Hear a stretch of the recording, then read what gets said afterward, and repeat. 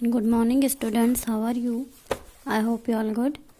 So dear students, आज मैं आपको हिंदी फर्स्ट पढ़ाऊँगी चैप्टर 12। इससे पहले मैंने आपको 11 बताया हुआ था, तो उसकी सारी चीज़ें कंप्लीट हो चुकी थी। आज हम 12 चैप्टर पढ़ेंगे। तो स्टोरी इसकी भी लेंथी है, ठीक है। इसके पहले वाले चैप्टर जितना इसके भी जो है लेंथी है, लेकिन मैं इसको शॉर्ट में बताऊंगी, आपको स्टोरी समझ में आ जाए इस तरीके से। एक दिन मैंने अपने अहाते मतलब जहाँ रहते हैं, एक बार छोटा सा सांप रेंगते देखा। वह धीरे धीरे रेंग रहा था। मुझको देखते ही वो भागा और वहीं पर पड़े हुए नारियल के खोल में घुसकर छिप गया। मैंने एक छोटा सा सांप देखा जो धीरे धीरे रेंग रहा था और फिर रेंगते रेंगते वह भागा। मुझे देखकर वह भागा और नारियल के एक खोल में घुसकर छिप गया। नारियल का खोल आप सबने देखा है कैसा होता है, ग्रीन कलर का। तो उसके बीच में जाके वह छुप गया। मैंने पत्थर का एक टुकड़ा उठाया और उसे नारियल के खोल का जो है मुंह बंद कर दिया। जब उसमें देखा नारियल में जो है सांप घुस रहा है, छिप रहा है, तो एक पत्थर लाके उसका मुंह बंद कर दिया। उसे लेकर नानी के पास दौड़ा। अच्छा, एक बात और है कि इस तरीके से जो कहानी बुक्स में है, या मैं जिस तरीके से आपको शॉर्ट में बताती हूँ, आपके बुक के अकॉर्डिंग ही वो सारी स्टोरीज मैं आपको बताती हूँ। हर एक लाइन का मतलब रहता है। लेंथी है, चाहे तो ऐसे छोड़ के मैं आपको बहुत ही छोटा करके स्टोरी समझा दूँ। कोशिश यही रहती है कि आप सबको अच्छी तरीके से ये समझा पाऊँ। और अगर आपको कोई प्रॉब्लम होती है, नहीं समझ में आता है, आप क्वेश्चन पुटअप करिए, फिर से मैं इस चीज़ को बता दूंगी। और एक बात बच्चों कि आप लोग पहले रीड कर लिया करिए अच्छे से स्टोरीज। जब आप रीड कर लेंगे तो आपको खुद ही समझ में आने लगेगा कि स्टोरीज में है क्या, ठीक है। तो मैंने कहा, नानी देखो मैंने सांप पकड़ा। उसने अपनी नानी से कहा। अच्छा, यहाँ पे एक आप लोगों ने नोटिस किया होगा, जिसकी बात कही जा रही है वह एक बच्चा है, और बच्चे और नानी के बीच की ये कहानी है। जब वह गया नानी के पास सांप को लेकर, तो नानी चीख उठी, सांप सांप। उसे देखकर जो है चीख उठी और इतना घबरा गई कि जोर जोर से वह पुकारने लगी। इतना ज़्यादा वह डर गई थी उसको सांप को देखकर कि वह खूब तेज तेज से जोर जोर से चीखने चिल्लाने लगी। नाना ने सुना तो अंदर दौड़े आए। उन्हें पता चला कि नारियल के खोल के अंदर सांप है, तो उन्होंने मेरे हाथ से उसे छीनकर दूर फेंक दिया। अच्छा, वो जो सांप था उसको उसके नाना ने देखा, तो उन्होंने उनकी नानी के हाथ से छीनकर वह नारियल का खोल जो है उसको बाहर फेंक दिया। नन्हा सांप बाहर निकला, रेंगता हुआ पास की झाड़ी में गायब हो गया। जब वह उसके ऊपर का जो पत्थर से ढका हुआ ढक्कन था वो हट गया, तो निकल के कहीं झाड़ी में जाकर रेंग कर छिप गया। नाना ने मुझसे कहा, खबरदार फिर कभी सांप के पास मत जाना, सांप बहुत खतरनाक होता है। उस बच्चे को उसके नाना ने समझाया कि सांप खतरनाक होता है, उसके पास अब मत जाना। फिर क्या होता है, उसी दिन की बात है, शाम को एक बार बर को पकड़ने की कोशिश कर रहा था। बर मतलब हम लोग सुनते हैं ना, बर्रा या अरे मधुमक्खी टाइप में, अक्सर वो नल वगैरह ठंडी जगहों पर मिलता है। उसके डंक लगते हैं, काटता नहीं है, वो डंक से अपने डंक मारता है। तो बर को पकड़ने की कोशिश कर रहा था, उसने उसे काट लिया। जब वो बर को लड़का पकड़ रहा था तो उसने जो उसे काट लिया। बड़ी जोर दर्द उठा। मुझे दर्द में कहारते हुए देखकर नानी सोची कि सांप ने काट लिया। जब वो बच्चा कहार रहा था, दर्द से चिल्ला रहा था, तो उसकी नानी को लगा कि आज सांप को देखा गया है और गायब हुआ है, मतलब बाहर करने के बाद वह गायब हो गया, पता नहीं चला कहाँ है। तो ऐसा ना हो कि सांप ने ही उसे काट लिया हो। मैंने दौड़कर नानी को उंगली दिखाई। उन्होंने जल्दी से नाना को पुकारा। नाना तुरंत दौड़े आए और मेरी उंगली को उन्होंने भी मतलब नानी को उसने उंगली दिखाई कि मुझे बर ने कहाँ पर काटा है, कहाँ पर डसा है। तो वो चीज़ दिखाने के लिए वो अपनी नानी के पास गया। नानी जो है परेशान होकर नाना को बुला लेती हैं। जहाँ बर ने काटा था नीला निशान पड़ गया था। वह चट मुझे गोद में उठाकर बाहर भागे। बाग और धान के खेतों को पार करके भागते भागते उन्होंने अपने घर से दूर एक छोटी सी झोपड़ी के सामने जाकर रुके। वहां पहुंचते उन्होंने आवाज लगाई। एक बूढ़ा आदमी बाहर निकला, सांप के काटने का मंत्र जानता था। नाना ने उससे कहा, बच्चे को सांप काट लिया और झाड़ फूक कर दो। मतलब यहाँ पे काटा बर्र ने था, लेकिन नाना और नानी को क्या शक हुआ कि सांप ने उन्हें जो है काट लिया है और सांप के काटने का वह इलाज करवाने लगे। बूढ़ा मुझे झोपड़ी में ले गया। उसने मेरी उंगली देखी और बोला, चुपचाप बैठो, हिलना डुलना नहीं। मतलब जिन बाबा के पास लेके नाना नानी गए थे उन्होंने उसकी उंगली को देखा और कहा, चुपचाप रहो, शांत रहो और हिलो डुलो नहीं। फिर जो है पीतल का बर्तन आप लोगों ने देखा होगा, है ना। पीतल का बर्तन जो था उसमें पानी लेकर आया और सामने बैठकर मंत्र पढ़ने लगे। वो जो बाबा थे वो बर्तन लेकर आए, उनमें पानी डाला और मंत्र को पढ़ने लगे। चाहता था कि उस बूढ़े को बता दूं कि मुझे सांप ने नहीं काटा है, बर्रे ने काटा। लड़के के मन में आया कि मैं एक बार बता दूं कि मुझे सांप ने नहीं काटा है, मुझे बर्रे ने काटा है। पर मेरे नाना मुझे कसकर पकड़े हुए थे, बोलने ही नहीं दे रहे थे। उस बच्चे को उसके नाना ने पकड़ा हुआ था और उसे बोलने ही नहीं दे रहे थे, तो कैसे बताता कि उसे सांप ने नहीं बर्रे ने काटा है। जैसे ही मैं कुछ कहने को मुंह खोलता, डांट कर चुप करा देते। जैसे बच्चा कुछ बोलने चलता वैसे ही उसके नाना जो है चुप करा देते हैं और ना बोलने की सलाह देते। डर के मारे मैं चुप हो जाता। हमारे पीछे पीछे हमारी नानी भी कई लोगों के साथ वहां आ पहुंची। सब लोग उदास खड़े देखते रहे। तब तक मेरी उंगली का दर्द जा चुका था, उसकी उंगली का दर्द शांत हो चुका था। फिर भी मुझे वहां जबरदस्ती बैठकर झाड़ फूक करवानी पड़ रही थी। कुछ मिनट बाद बूढ़ा आदमी उठा, उसने उसी बर्तन के पानी से मेरी उंगली धोई और मुझे पिलाया भी। उसने मुझे बोलने से मना कर दिया ताकि दवा का पूरा असर हो। फिर वह नाना से बोला, जय हो भगवान की, अब बच्चा खतरे से बाहर है। अच्छा हुआ आप समय रहते मेरे पास आ गए, बड़े जहरीले सांप ने काटा था। अब यहाँ क्या होता है कि उसे पता भी नहीं है कि किसने काटा है, बस वो सबकी बातों में आकर सांप का इलाज कर देता है और सबको ये लगता है कि सांप ने जो काटा हुआ था और उसने जो झाड़ फूक की थी उसी फायदे की वजह से वह बच गया और खतरे से बाहर है। अच्छा हुआ आप सबने समय रहकर ये मेरे पास ले आया था, वरना ये बहुत जहरीला सांप था जिसने इस बच्चे को काटा था। सब लोगों ने बूढ़े को उसके अद्भुत इलाज के लिए बहुत बहुत धन्यवाद दिया। घर लौटने के बाद नाना ने उसके लिए बहुत सारी चीजें, बहुत सारी भेंट जो है वो लाई। अब यहाँ पे एक राज था जो छुपा रह गया कि उस बच्चे को सांप ने नहीं काटा था, उस बच्चे को बर्र ने काटा था।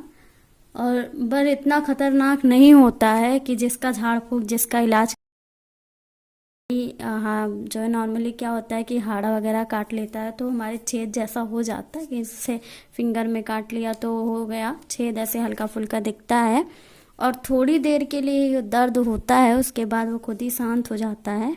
अगर डंक वगैरह उसमें टूटे रहते हैं तो थोड़ी सी प्रॉब्लम होती है, लेकिन सांप जितनी प्रॉब्लम नहीं होती। तो उसे झाड़ फूक करवाने का कोई मतलब ही नहीं था, लेकिन उसके ना बोलने की वजह से उसे बोलने नहीं दिया जा रहा था, चुप कराया जा रहा था। इसलिए लोगों को यही लगा कि उसे सांप ने काटा और उस बाबा ने उसे बचाया।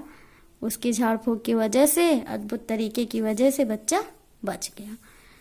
तो ये था स्टोरी। ये बहुत आपको अच्छे तरीके से समझ में भी आई होगी। एक बच्चा रहता है, नाना नानी के साथ रहता है, तो एक दिन खेलते खेलते उसे जो एक सांप का बच्चा दिखता है और सांप का बच्चा जो है इस बच्चे को देखकर डर जाता है और वह एक नारियल के खोल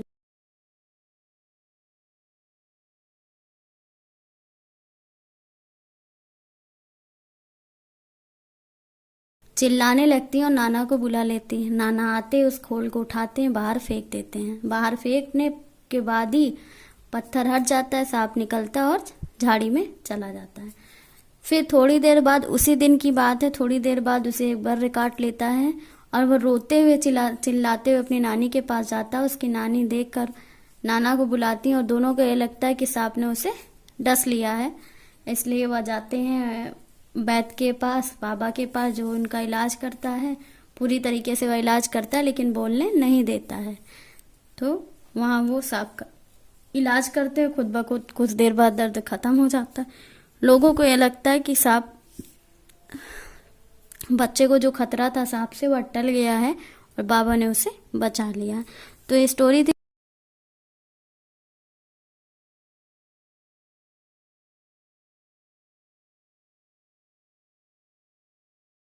कहानी की बात, नाना मुझे झाड़ फूक वाले आदमी के पास क्यों ले गए?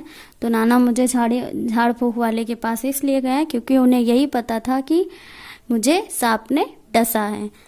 मैं बूढ़े आदमी को क्या बताना चाहता था? मैं बूढ़े आदमी को यही बताना चाहता था कि मुझे सांप ने नहीं, मुझे बर्र ने डसा। बर्र ने के खोल में घुस गया। तो मैंने क्या किया था? मैंने ऐसा क्यों किया था? जब सांप नारियल के खोल में घुस गया था तो मैंने उसके ऊपर पत्थर से उसका मुंह ढक दिया था, और मैंने ऐसा इसलिए किया था कि यह कहीं भागे ना, और मैं इसे अपने नानी नाना को दिखाना चाहता था। क्या बूढ़े आदमी ने सचमुच मेरा इलाज कर दिया था? तुम ऐसा क्यों सोचते हो? बूढ़े आदमी ने इलाज तो किया था लेकिन उसके इलाज से नहीं ठीक हुआ था, क्योंकि उसने सांप का इलाज किया था और मुझे बर्र ने काटा था। तो मुझे ऐसा लगता कि उसका इलाज बेकार हो गया। मुझे असल में सांप ने नहीं काटा था। फिर मैंने अपनी कहानी का नाम जब मुझको सांप ने काटा क्यों रखा? तुम इससे भी अच्छा कोई नाम सोचकर बताओ। ये आपका काम है, आप सोच के बताइएगा, लेकिन मैं ये बता दे रही हूँ कि इस कहानी का नाम क्यों ऐसा पड़ा। इस कहानी का नाम इसलिए पड़ा क्योंकि कहानी जो शुरू होती है वो सांप के बच्चे से ही शुरू होती है, मीन सांप से ही शुरू होती है, और उसका पूरा जो है इलाज और पूरा सब कुछ वो सांप के नाम पर ही होता है। बर्र का कोई नाम सुनता नहीं, किसी ने देखा नहीं, उसका कोई इलाज नहीं, इसलिए इस चैप्टर का नाम जब मुझको सांप ने काटा रखा गया।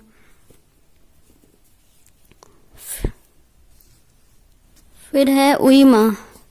कहानी में लड़के को बर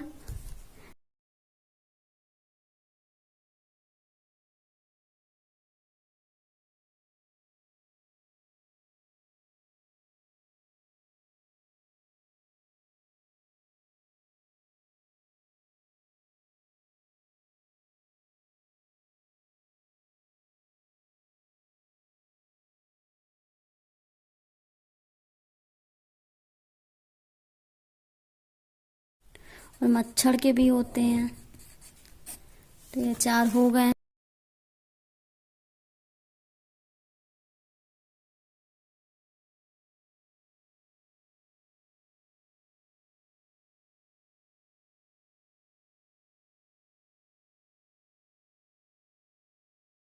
है अब क्या करें? तुम क्या करोगी अगर तुम्हें या तुम्हारे आसपास किसी को बर काट ले? तो उस पे क्या कहते हैं, उसको देखेंगे पहले, तो उसका ये चेक करेंगे कि उसमें उसके डंक टूटे हैं नहीं। अगर नहीं टूटे जिससे वह ठीक हो जाएगा।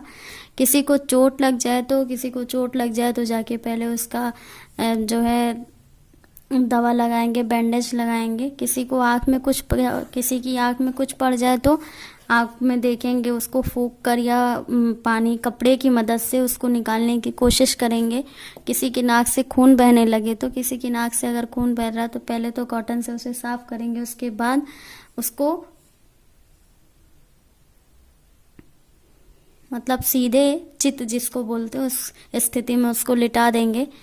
कक्षा में इस बात पर बातचीत करो।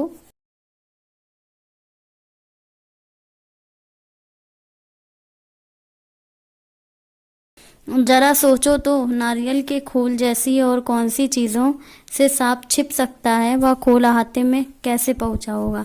तो नारियल के खोल जैसी और कौन सी चीज़ों में छुप सकता है? नारियल के खोल जैसी बहुत सारी चीज़ें हैं जिनमें वह छुप सकता है। गड्ढे हैं या बहुत सारी क्या कहते हैं, कोई बॉटल है, उन सब में भी छुप सकता है वो।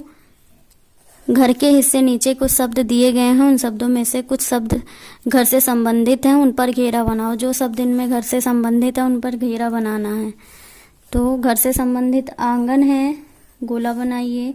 रसोई है, छज्जा है, कमरा है, बरामदा है, सीढ़ी है, दलान है, मुंडेर है और अस्तबल भी ज़्यादातर नहीं होता, जीना है, छत है, अटारी है, टांड है।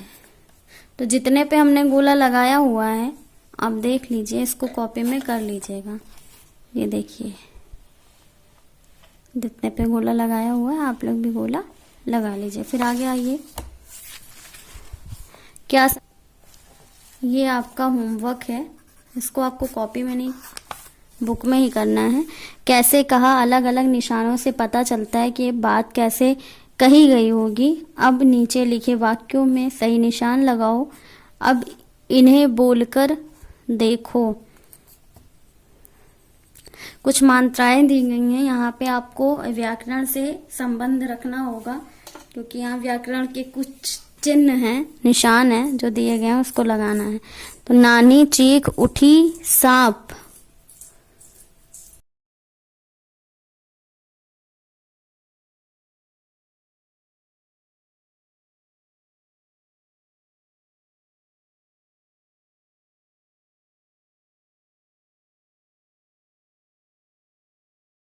है ना, और आश्चर्यजनक चीजों के लिए ये निशान लगता है। सांप धीरे धीरे रेंग रहा था, ये बात पूरी हो चुकी है। विराम, पूर्ण विराम। क्या तुम बाजार चलोगी, तो क्या के बाद क्वेश्चन और बाजार चलोगी के बाद सीधे। फिर चुपचाप बैठो, हिलना डुलना नहीं, तो चुपचाप के बाद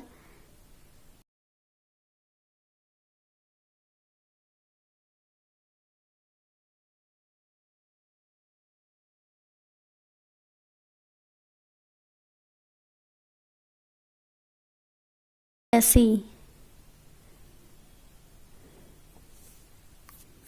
कैसी के बाद क्वेश्चन मार्क ही हो जाएगा।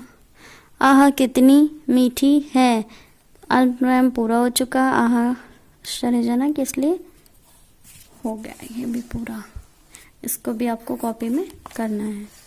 फिर आते हैं आगे, आज चैप्टर आपका कंप्लीट हो चुका है। क्वेश्चन आंसर बचा हुआ,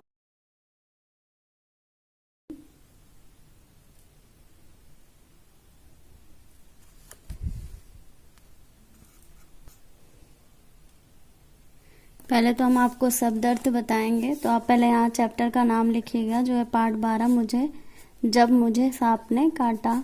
जब मुझे सांप ने काटा। ओके, फिर आपको शब्द अर्थ लिखना है। सबसे पहले शब्द अर्थ लिखना है